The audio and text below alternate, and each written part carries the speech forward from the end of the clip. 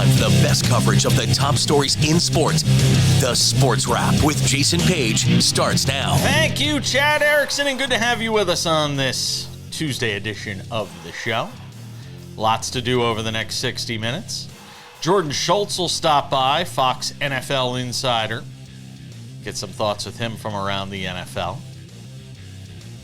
Talk about the World Series. We'll get into that. Something to consider, Paulo Banchero's huge magical night.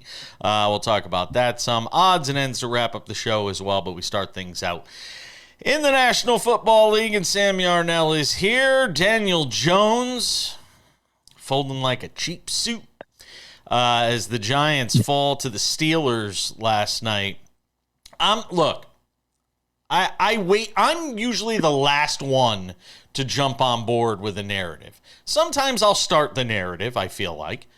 But a lot of times I would rather be right and late to the party than wrong and early. And in this day and age of media, there's so many people that want to be wrong and early just for the sake of being loud, wrong, and early. It's time for me to jump on the narrative, the bandwagon, if you will, that it's time for the Giants to say goodbye to Daniel Jones. I mean, I tweeted this last night, put it out on X, whatever they call it these days, after the game. The Daniel Jones era in New York is over. The Aaron Rodgers era in New York is over. They're both over. It's done. And it's a terrible time to be a New York football fan.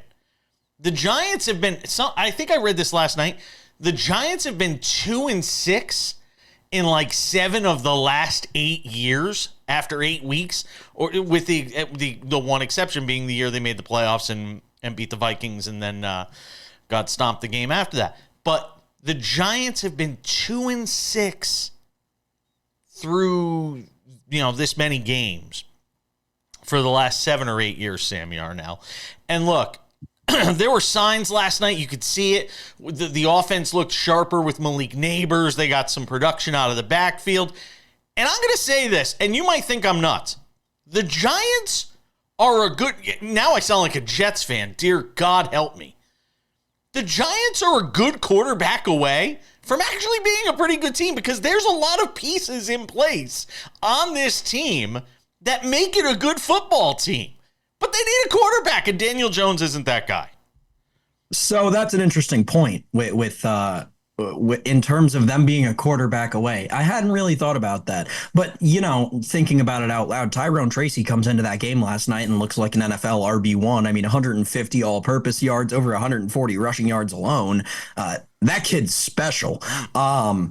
That's interesting because obviously Malik Neighbors, one of the better young wide receivers in the league. Darius Slayton proving his own. Wan'Dale Robinson has proved his own as an NFL wide receiver 2 or 3. I don't know.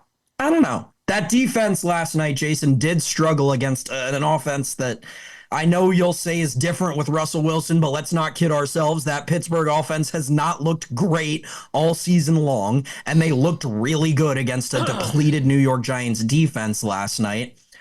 I don't know. If you put Quinn Ewers in this offense, or are they 3-5? I don't want Quinn Ewers. Don't make it Quinn Ewers. No. Let's dream bigger. You're not getting Shedeur Sanders. Yes, that's who I'm dreaming bigger of. No. Shedeur Sanders under the bright lights, baby. Let's go. See, and you, as the Dion fan or lack thereof that you are, should understand why that would be horrible, right? Shedeur Sanders has been great in Nowheresville, USA. Like, he was great at Jackson State, and sure, he's been okay at Colorado, but neither of those are anywhere near. Like, neither of those could even hold the golf bag of New York City when it comes to the size of the media market. Shedeur Sanders in New York would struggle massively, especially with the persona that he's already built around himself. He needs to go to the middle of nowhere. Right. Send that guy to Green Bay, Wisconsin. That's where he'll really thrive. Move back to the game, though. Move back to this game. Yeah. I said yesterday on the show, I think you're going to see this Steelers offense progress each week with Russell Wilson, getting in time, sort of with the pieces around him. And I still think you're starting to see that a little more each game. I don't like the turnover late in the game that gave the Giants an opportunity, which they squandered because Daniel Jones threw a ball high and behind a receiver, which got tipped and then intercepted, and the Steelers wind up winning. But I'm going to tell you right now, this Steelers defense is good enough that Russell Wilson doesn't have to be Josh Allen or Justin Herbert or name your top of the line quarterback or Brock Purdy. He doesn't have to be those guys. That defense is that good. Do you? I was thinking about this. I'm going to talk about this when Jordan comes on with us a little later in the show, Sam. If the Chiefs do win this Super Bowl, it is going to be super impressive because there are some good teams out there that they're going to have to get through in order just to get to a Detroit in the Super Bowl, if you want to assume that's, the big favorite out of the NFC or whoever comes out of the NFC. I don't want to play the Steelers. In a one-and-done situation, I mean, if they play 6 times, do I think the Chiefs win 4 or 5 times? Yeah. Do I think they're winning, in a one-off? I mean, they're going to have home field in all likelihood, but still, I mean, I don't want to play this Steelers team in the playoffs. The Steelers have done really well so far on the road this year, Jason. They're 3-1 on the road this season. It's not like they're having trouble going away from Acrisure Stadium and not being able to perform. Defense travels. When the fans aren't going to scream renegade at the beginning of the fourth quarter, that doesn't seem to be an issue with this team. And yeah, I think like the biggest thing to me that speaks to the success of the Pittsburgh Steelers this year, in a game last night in which they won 26-18, they scored 1 offensive touchdown. They scored 26 points behind 1 offensive touchdown. They're getting it done in all 3 phases. And when we talk about teams that are built to win Super Bowls, that's what they're built around, is winning all 3 phases. I know it sounds like coach talk and it sounds stupid, but you saw last night why winning all 3 phases of football game will win you that football game. The Pittsburgh Steelers had it on full display. Yeah, they certainly did. If you're the Giants, go and start. Who's their backup again? Is it still Tyrod Taylor? No, Tyrod Taylor's long gone. Tyrod Taylor's backing up Aaron Rodgers, I think. Who's the back? Right. Wrong New York team. I'm looking. Bear with me. Tommy DeVito, Drew Lock. Drew Lock, who played in Week 7. If I'm the Giants, I start Drew Lock. Suck for that top pick or as close as you can get to it. Coming up in 10 minutes, Jordan Schultz, Fox Sports NFL Insider, also the host of a new podcast coming out, he and Draymond Green. I think it's called, Why is Draymond Green talking about football? Something like that. Let's talk about the World Series. Sam Yarnell. I was all pumped up last night. I got the pad to myself. Partner's out of town until Wednesday night. I got Yankees and this World Series Game 3 against the Dodgers. I'm like, all right, tonight's the night. Get it back on track. And before the game even started, I should have known it was going to go sideways. Because if the best you could do in New York to try and get the crowd pumped before Game 1 is Fat Joe, if this is the best you have to offer, you're the New York Yankees. You're the New York Yankees. This is the best you can do. No. People were sitting on their hands listening to Fat Joe. So I'm so glad you brought this up because there are actually 2 things I want to talk about from the pregame ceremonies. One is much weirder, but to the Fat Joe thing, I was actually talking to someone about this last night because I also was like, Fat Joe does not seem like the most famous Yankee fan that you could bring out for this game. Oh. And they were like, right, well, obviously it's Jay-Z, but for other obvious reasons going on right now, I'm sure that there was a last minute change with Jay-Z in terms of making a public appearance in front of 50,000 people. Yeah, right. So obviously, I think they probably planned to have Jay-Z Billy there. Joel? You couldn't find Billy Joel or something? Sure, well, It was Ice Cube in LA, so they probably wanted to match the vibe. The thing that I did find weird, though, Jason, and I want to get your take on this. Derek Jeter obviously throwing out the first pitch last night at the game. Did you see who caught it? It was Oswaldo Cabrera. Mm-hmm. Yeah, to me, that was a huge red flag for this Yankees organization right now. That wasn't Volpe? Gosh. There is a kid on the bench playing Jeter's position, wearing his number based around Derek Jeter's number, who grew up just across the river, idolizing Derek Jeter and the position that he played. And he's not going to catch the first pitch that Jeter's throwing out at a World Series game. Little bit weird. I wonder if there's a little animosity between Anthony Volpe and Derek Jeter. Maybe a little troubled times in New York. Can I tell you might be making a little too much out of this, because I do see a lot of instances when first pitches get thrown and they get thrown to bench guys. They get 100%, but not in the World Series. I'm not going too crazy about that. I'm not. Of all the things that I saw last night, that's not the one I'm going crazy about. Let me just say this. The World Series is over. Okay, the Yankees aren't coming back. I'm on to basketball season. I'm on to the rest of football season. On to hockey. I am done. That's it. The Dodgers are there is a chasm between where the Dodgers are and where the Yankees are. And Yankee fans have to accept that. Okay? The Yankees being in the World Series is a product of an American League that played out perfectly for them in the postseason. They didn't have to face the Orioles. They didn't have to face the Red Hot Tigers. They got, the Guardians, who can't beat anybody because they can't score runs. And now the Yankees, who are the only team probably more inept or less inept. The only team more inept than them is the Guardians in terms of scoring. And you've seen what this Yankees team, it has been exposed. It has been exposed. It is a fraud that has been perpetrated on the public and perpetrated on fans like me.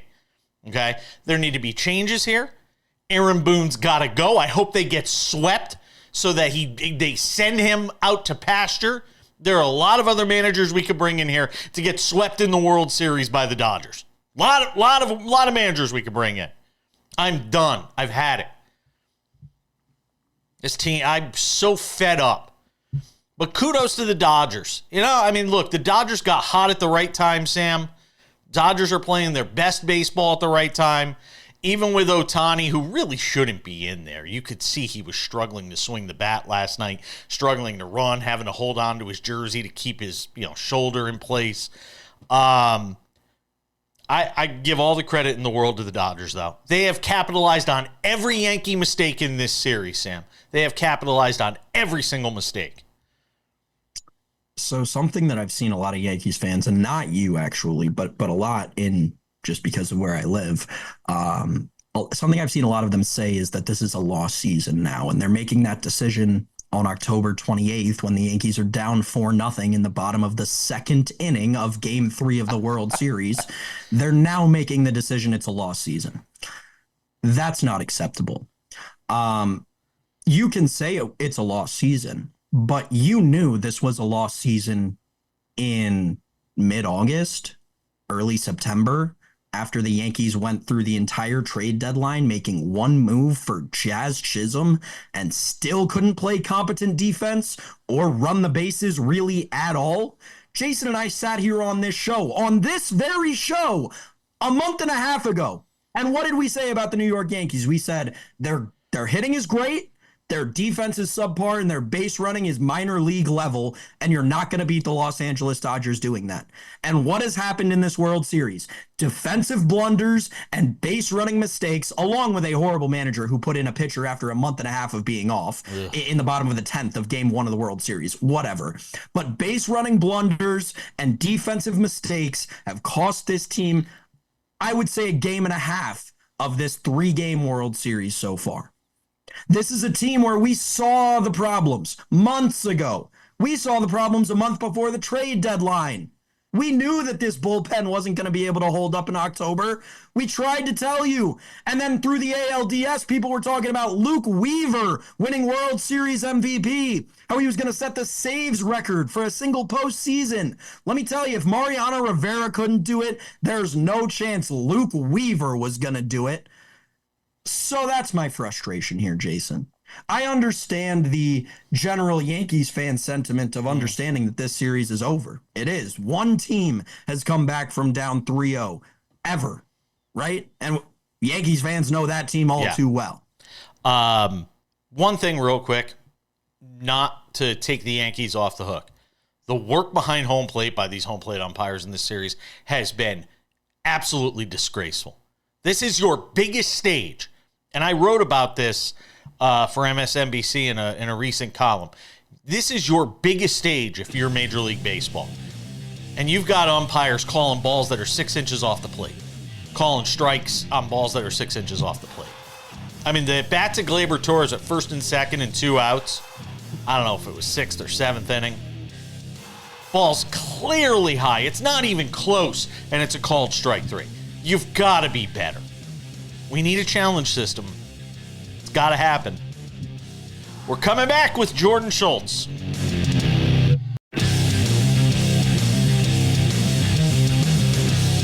This Tuesday edition of Sports Wrap continues. Let's talk some NFL for a couple of segments. Some weekend leftovers as well. Our buddy Jordan Schultz, my former colleague at NBC Sports Radio, now with Fox Sports. Also, got a new podcast coming out with Draymond Green. If I have time, I got to ask you about that because that is the strangest. Of all the headlines I've seen in media in like the last 6 months, that one, I was like, what? This just makes no sense. Jordan Schultz is hanging out with us for a few minutes on the show today. What's the early reaction to the DeAndre Hopkins deal? You talked to people around the league. We saw what he looked like in that Chiefs offense this weekend. What is the feel for sort of how other teams around the league are viewing what the Chiefs have done in improving themselves? Obviously, given all their injuries, they had to do something, and they did here at the deadline. Yeah, this is the rich get richer. I mean, I don't think anyone's expecting DeAndre Hopkins to be the player he was 4 or 5 years ago when he was an all-pro, but he's still a guy that is excellent in the slot and a guy that can move chains. And they don't need him, Jason, to be the guy he was in Houston or even in Arizona to a degree. They just need him to be a reliable third down guy, 3rd and 7, 3rd and 4, make a couple, clutch catches. And you already saw, I thought, the impact it had on Travis Kelce, who had by far his best game of the year, 9 catches, 90 yards, and a touchdown. Jordan, finish a thought. You were talking about Justin Fields and sort of the differences between, the offense with him and the offense with Russell Wilson.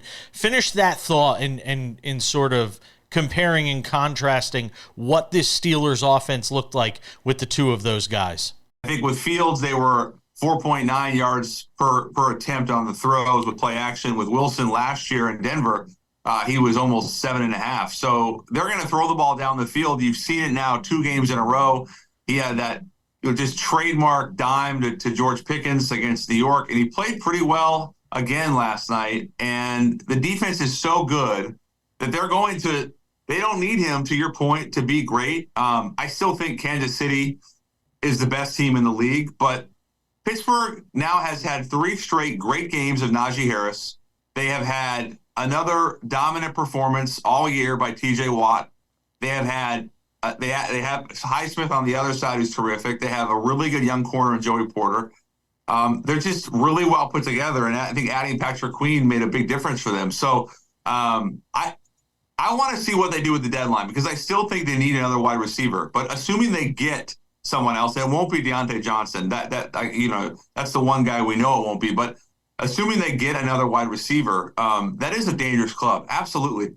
And it feels like, the Chiefs' path to a Super Bowl, if they're going to win a third, man, they're going to earn it. Because, you obviously know what the Ravens are. We see what this Steelers team is. You know what's sort of waiting there in the NFC. If they're going to get it, man, they're going to have to earn it. For sure. And the defense has been lights out. I thought that, again, with Hopkins, I thought they looked better offensively. And I know the numbers weren't super gaudy, but I thought Pat looked better. And we mentioned Kelce. It's going to help with the running game. So, but the AFC is not what I thought it would be. I thought it would be better. And it's still, we're almost midway through the season. It doesn't mean it can't change, but I think the NFC is probably stronger than most people thought. And the AFC isn't quite what everyone thought it would be. Yeah. What did you make of, and sort of, I'm curious to know what the reaction around the league was to this Anthony Richardson. I mean, look, he's been terrible, and there's just no getting around it. When you're like 10 of 35 passing, an NFL quarterback, that's just not acceptable. But the decision to tap out has certainly garnered a lot of attention, negatively so. What seems to be the vibe? I thought last week, before this past weekend's game, I thought that game was going to be the impetus for them to go back to Joe Flacco. I picked Houston to win the game, and I said this is going to be the impetus for them to go back to Joe Flacco. Is that a move that's on the horizon? I mean, this is in a win-now sort of league that we're in. Yeah, and they've been in a lot of games. Yeah. I think the defense has played well. They're running the ball. Richards, it's tough when you draft a guy 4th overall, and I think when he came out of the draft, he wasn't super polished. He hadn't played a lot of football. He was really young. He was 20 years old when he was drafted out of Florida. And there was the belief that he needed some time to develop. But as you well know, quarterbacks aren't really given that luxury. I mean, we're seeing it this year with Michael Penix, but for the most part, guys are not drafted in the first round, let alone the top 10, to sit. I think Richardson has tremendous talent, but he's passing, to your point, is not where he needs it to be. It's not where Indy needs it to be. Flacco is, kind of the polar opposite, where there's no run threat. He's twice his age, but he's going to keep you in games because he's not going to turn the ball over, and he's going to be, super steady. Richardson has a really high ceiling, but Flacco has a really high floor. He had last week was rough, and you talk about tapping out. I don't know how that's handled in the locker room, but it seems like he realized that I shouldn't say he realized. It seems like everyone is telling him he should have lied and said I was hurt for the play or whatever. I gave him credit for being honest and being true to himself. I think he's got so much talent. I want to see it unleashed with Shane Steichen. Jordan Schultz is hanging out with us. Fox Sports does a great job on the NFL. We're going to bring him back for one more segment. Sam Yarnell's going to jump in. We got a couple more questions to ask him, and if I have time, I got to ask him how the hell he wound up with a podcast with Draymond Green. As we continue this conversation, this Tuesday edition of Sports Wrap, good to have you with us all across the country. Don't go anywhere.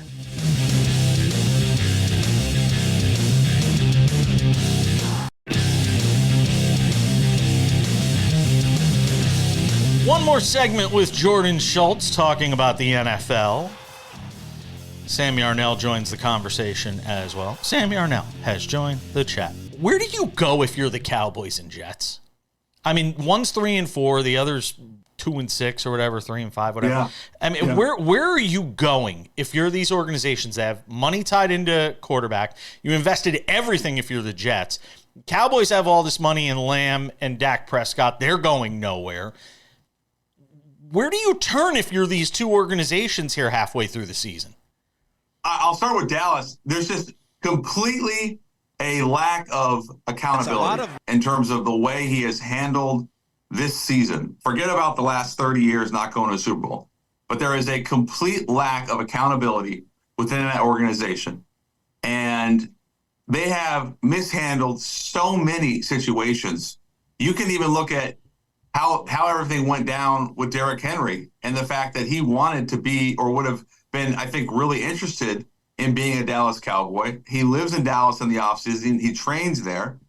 I don't. And then Jerry says, he wouldn't have had the same level of success with us as he has had in Baltimore. Well, that's just admitting that your organization isn't up to par to a Baltimore. I don't get it. And I don't think they had a choice but to pay Dak. And I understood why they did it. And CeeDee's a phenomenal player. Now they have Micah Parsons coming up, who's very well deserving. But the actual franchise, forget the evaluation of how much it's worth, just in terms of the lack of competitiveness this year. Mike McCarthy bombing in the playoffs against Green Bay at home. They lose Dan Quinn to Washington. Okay. Well, they bring in Mike Zimmer. He's been an absolute catastrophe. I don't even know where to start. There's so many problems. It's a franchise that believes it's here, and really it's here. Even the players talking about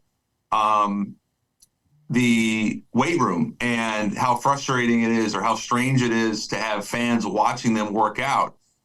I don't get it. I mean, you are the Dallas Cowboys. You built an incredible brand. Some of that needs to be tied into success, and it just hasn't been. And then you talk about the Jets.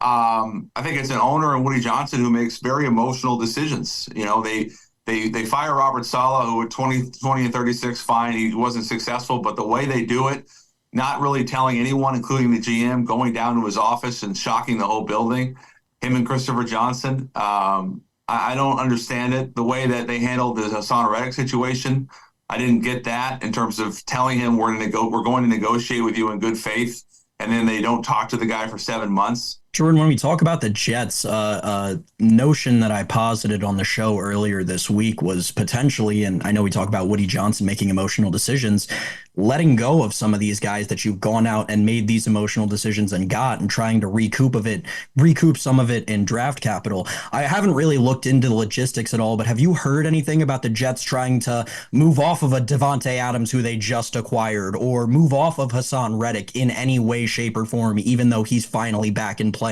Is there any way the Jets can try and get some draft capital back for what looks like a really dark next few weeks? If Reddick were to leave, they would get a comp pick back, which is valuable to them, and it would be a good one. Adams, no. I think now that they're 2-6, Sam, their margin for error is so small, if any. The AFC, I think 9 wins probably gets you in the playoffs, so there is still a window. But at some point, they just can't afford to lose anymore. And I wonder what – I think if you fast forward and you say, hypothetically, that they don't make the playoffs, then it's going to be then I think, we're going to have to see if Aaron and Devontae both want to come back and play there. But then they also have a ton of extension-eligible players that they're going to have to make decisions on, whether it's, Breece Hall, Garrett Wilson, Jermaine Johnson obviously is hurt, but DJ Reed's gonna want to be paid. They have Sauce Gardner. All these guys are gonna want money, and they're really good players. And they can't pay everyone. So it's a good question. I don't know if they know what they're going to do. But the other one here is Joe Douglas. I mean, talk about a GM that is not safe. They fired Saleh at 20 and 36, but Joe Douglas, I don't believe he's in a safe spot at all moving forward, especially if they miss the playoffs. And it's just an organization like Dallas that feels, to me, completely rudderless. Real quick, couple of quick hitters, and I got to get you out. Daniel Jones, the book closed? I thought he played well against Pittsburgh. I think, Jason, I actually feel like he's played relatively well in a lot of games this season. They just have not been able to close drives, which is partially on the quarterback, but also they've been decimated on the offensive line, losing Andrew Thomas. I don't know yet. I think if that's another one, hypothetically, if they miss the playoffs, and I know they're not in a good position playoff-wise, that they would have to make a decision on him. But realistically, if they wanted to move on from Daniel, the out is after this season. And you could make the argument that it'd be good for both sides, but I've always liked him. I still hold out belief that he can be a good quarterback in this league. And I thought he's played pretty well in some of these games. Seattle, Pittsburgh, they've been in a lot of games, but they're going to have to make a decision as well. We talk about Aaron Rodgers and whether or not he wants to play. Well, Daniel's a young quarterback still. I know he's in his 6th year, but the out is after this year. And if Joe Shane and Brian Daboll are going to be there, as John Mara has said, then that's probably the biggest thing they have to decide this offseason. Jordan Schultz does a great job. Fox Sports on the NFL. Congratulations on the new podcast with Draymond Green. I have no idea how it happened, but one day I'm looking forward to getting the story on that. Next time I'll tell you. I'll tell you next time. Maybe when I come to New York to visit, we'll grab a drink and you can tell me all about it. Always appreciate it. All the best, my friend. Thank you. I appreciate it. Jason, Sam, thank you so much. Okay. time for something to consider on this Tuesday edition of the show. For your consideration, the NBA, Sam Yarnell. Like what I did there? Paolo Banchero's magical night. Huh? See what I did? See what I did? Goes for 50. He had 37 in the first half. 37! One shot opportunity. Wow. Pretty awesome night for Paolo Banchero, and the Magic are off to a nice start early in this NBA season. They get the win with that 50 piece. You have them, and the reason I bring it up, it's a little early for a victory lap, but I wanted to throw you some flowers, because when we did our NBA preview, you said Paolo Banchero as a dark horse for MVP. So I wanted to give you a chance to take a bit of an early victory lap. Go ahead. Yeah, thank you very much, Jason. I mean, this is exactly what we predicted in terms of the scripting for this bet. I told you about it on the SportsWrap when it was 150-1. I bet it myself when it was 500-1. Last night after this game, it moved down to 50-1, and it may have moved more since then. Paolo Banchero is establishing himself as exactly what we thought he would. He's the best player on a team that is competing in the East. Last night against the Indiana Pacers, right? This is not they weren't playing the Toronto Raptors or anything like that. It was the Indiana Pacers, a team that made the playoffs in the East last year. Listen, the Orlando Magic are here this year. It is going to be, I don't want to say the most promising year Orlando's had in a while, but it really feels like it is. It is. And 4 games into the season, you've got, is it the first or second 50-point scorer of the year? It's impressive stuff coming out of Southern Florida. So yeah, great for the Orlando Magic. But Jason, this NBA season's been off to a little bit of a wacky start. I don't know if I want to bank on anything that we've seen so far holding true the rest of the way. Cavaliers and Celtics are unbeaten in the early going. The Magic at 3-1. You look at the Knicks right now; they're 1-2. They lost to the Cavaliers last night. Giving up 113 points a game, by the way, over their first 3 games. That is not very Tom Thibodeau like. You know who's looked good? And I know they're 1-2. LaMelo Ball's playing well in the early going. That's nice. And I got to be, it's so funny. Can I revisit this? Can we revisit this just for a second? Everybody went nuts when LeVar Ball, came out and touted his kids. And, said this and that, and he was all over TV talking about how great they would be, and everybody was kind of tired of him by the end. You don't see much of him anymore. He was kind of right. I mean, Lonzo Ball, if not for injuries, has proven he is more than a capable starting NBA guard. And LaMelo Ball is even better than Lonzo. So, while a lot of people like to kill LeVar, and look, he was too much. It was so over the top. It was obnoxious. And I think some of that hatred towards him sort of spun off towards his kids. But those Ball kids, they can ball. I mean, they're pretty good players. I think when it got serious about LaMelo becoming an NBA prospect, if you'll remember, was kind of when we saw their father kind of fade back into the darkness. And I know there was that whole lawsuit with the former CFO of the Big Baller brand, who was a large part of their family, and things got pretty messy over there for the Balls. But yeah, credit to them, because over the last 3 years, they've done an exceptional job of handling the fame. Like they have done a really good job of managing those kind of expectations. I wanted to shift over to the West for a second, though, because I had 2 interesting developments so far into the season for me out of the West. First of all, the Nuggets do not look good. And I know that we talked this offseason about, oh my gosh, the Nuggets, you didn't do anything, and then you went out and made no moves, and now you're expecting to do something. They're not doing any. I mean, you needed overtime to beat the Toronto Raptors last night. That really tough. And Nikola Jokic had to drop 40 in that game? Yeah, 40 and 10 for Jokic, so that they got to that 127-125 win. Tough. And also, JJ Redick's got the Lakers looking like a completely different team. He is doing a great job of coaching those guys up. He has got to be a Coach of the Year favorite early. I'll say this. A lot of people are talking about the work ethic of Redick, and you hear about work ethic of players all the time. You don't hear about work ethic of coaches. I mean, there was a story that was out there the other day of him being in a car wash, and at the car wash with the iPad, looking at another player, I think, spotted him there, and it was a former player, and he was literally sitting there on the iPad, drawing up plays and looking at video while at the car wash. I mean, and look, everybody knew that J.J. Redick was going to get after it. But certainly in the early going, the Lakers have looked pretty good. By the way, if we're going to throw LeBron his flowers on Monday's show like we did when he plays really well, he threw up a stinker last night. Whew, man. There were people saying it was one of LeBron's worst games ever. And that's, I mean, look, we live in an age of hyperbole. I get it.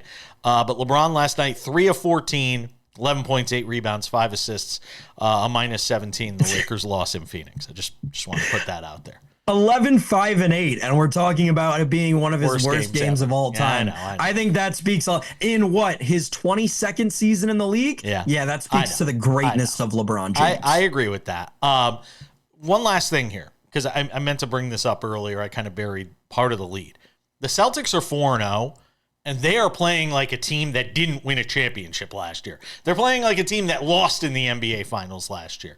That's how hard they're going after it here in the first few games of the season. And that is a product of Joe Mazzulla, who's going to push that team. It's also a product of Jason Tatum getting snubbed in terms of playing time in the Olympics and Jaylen Brown being snubbed from the team altogether.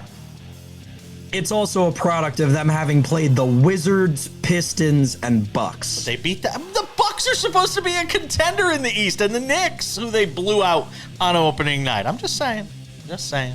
Odds and ends right around the corner. The odds we'll see a Game 5 in the World Series. What are they? Next.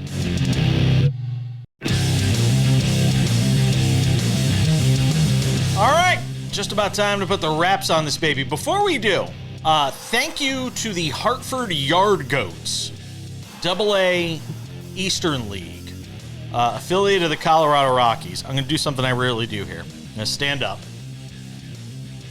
Got me this cool jersey. There it is. Yeah. Love it. Thank you to the Yard Goats, who have one of the best social media games in all of sports. They do an amazing job. Thanks to the Hartford Yard Goats for that. On our affiliate up there in Connecticut, Wax TV. Always love being on in my home state. All right, Sam Yarnell, without any further delay, time for some odds and ends. Odds and ends, Sam Yarnell. Sadly, the end of the season for 21-year-old Taylor Hendricks of the Utah Jazz. His second season in the league, he had just moved into a more prominent role with the team. Last night, a gruesome injury. Non-contact, landed his foot. Fractured fibula, dislocated ankle. He is lost for the season. Best wishes going out to him. And I mean, you could just see the terror on the faces of the players when they had actually understood, what the injury was. To Taylor Hendricks, who is lost for the season, the forward, in a 110-102 loss to the Mavericks. So all best wishes to him for a speedy recovery. Hopefully he's back and better than ever next season. Odds and ends, the end for Rudy Gay, who Sam was astonished to learn was still in the league and played a zillion games in the league. The former UConn Husky had a heck of a career, I mean, you last that long in the NBA, you got to be doing something right, Sam.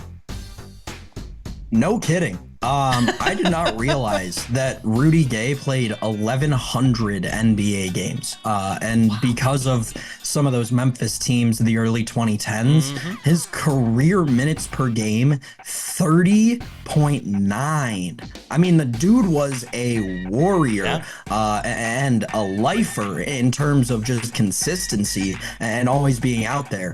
Part of a great rookie class, came in third in Rookie of the Year voting in 06-07. Like Rudy Gay truly just, I think because of the era of bigs in which he played and also the drastic style change of bigs throughout his tenure in the league, does not get the credit he deserves for being the real Iron Man that he was, especially in a sport in the NBA where load management has become so prominent. So yeah, hat tip to Rudy Gay. Hope he enjoys retirement because he certainly deserved it after playing in the NBA for 17 years. A pure scorer. I mean, that guy could score buckets. He probably could still score buckets. Congratulations to Rudy Gay on a great career. Odds and ends. The ends for Stephanie White with the Connecticut Sun. I actually had mentioned her as a coaching candidate for Indiana, which she is, potentially to take over the Fever job. I had said she was fired by the Phoenix Mercury. I apologize for that. Fired by the Connecticut Sun yesterday. I was a little early on that. There had been rumors that she would be fired by the Connecticut Sun. Anyway, expect her to wind up with the Indiana Fever. But now you have more than half of the WNBA without coaches, which is just crazy to me. Odds and ends, Sam Yarnell. This pains me.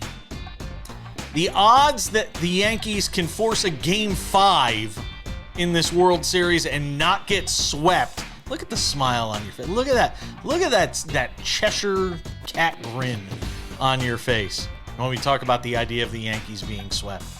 You just love it, don't you? You love my misery brings you joy. That's what I'm getting to. No. But it is a bit poetic that in a game that the Yankees need to win to keep their season from ending, that we're talking about on this show, Louis Heel is getting the ball. It's a bullpen game for the Dodgers. If you can't force a Game 5 here, I mean, come on. It's a bullpen game for the Dodgers, but there has to be a Game 5, right? Yankees are going to force a Game 5, Sam. Come on. Say it with me. So I would like to, but the fact of the matter is the only other time I bet on the Yankees in this series, I was very disappointed. So no, I'm not going to lay the minus 146 on Louis Heel. Give me the Dodgers at plus 124. Sweep. I was hoping you'd give me something a little better than that. I mean, well, okay. Here, different game script. Aaron Judge goes 3 for 4 with 2 homers and drives in 6 runs. Yes. Oh, wait, it's October. I forgot. Juan Soto goes 3 for 4 with 2 home runs and drives in 6 runs. That's better. We'll see. Bullpen game for the Dodgers. They have set, really, I mean, this series, everything that can go right for them in terms of the setup for this series has done so. So we'll see what happens on Tuesday night with the Yankees and the Dodgers. Yeah, come on, pile on. Jump into my nightmare while the water's warm. I wonder if we can get odds on the series getting back to LA. I think that would be interesting. Oh, the odds of it getting to a Game 6? Yeah, I'd be surprised. I don't even know if obviously odds don't probably exist on that. Listen, I don't want to tell you to bet on the New York Yankees because that's only something a fool would do right now. But especially at FanDuel's minus 146. The FanDuel is hanging a line out there. If you think the Yankees are going to win tonight, go out and get it. The series handicap: Yankees plus 2.5, plus 200. It's worth it. All right. The words of Sam Yarnell. Sam, you want to take us home? That'll do it for us on the Sports Wrap today. Thank you to Jordan Schultz. Thank you to you, Sam Yarnell. And thank you to you, Jason Page. We'll be back with you here tomorrow. Jason will with someone else. I won't be here. It's my off day. That's it for us. We'll talk to you then.